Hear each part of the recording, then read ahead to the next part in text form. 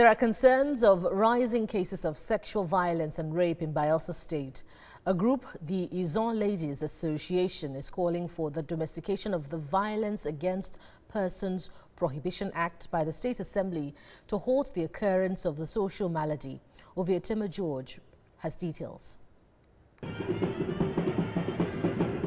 They could have done it quietly, but chose instead to embark on a sensitization walk and lend their voices to the advocacy against rape and other forms of sexual violence. Members of the Izon Ladies Association marched to the premises of the State High Court and the House of Assembly, calling for the domestication of the Violence Against Persons Prohibition Act. The passage of this bill will help to address the issues of gender-based violence.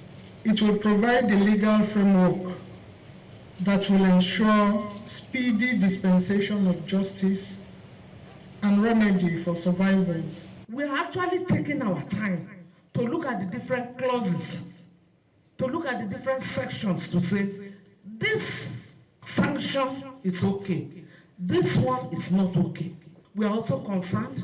We are working on it. We have more work to do so that we nip it at the bud. The prevention is better than cure.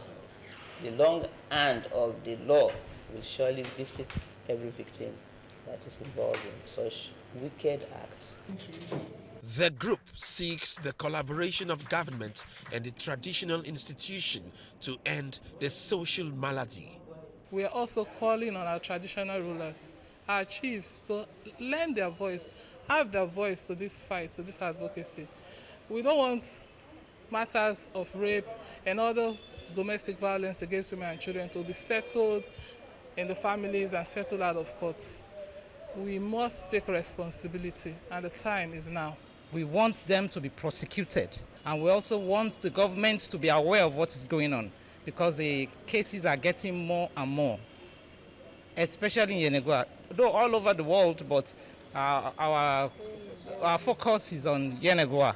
January to now, we've had over 200 cases. Other groups have been going too. We need to nudge them. We need to remind them to please pass the bill.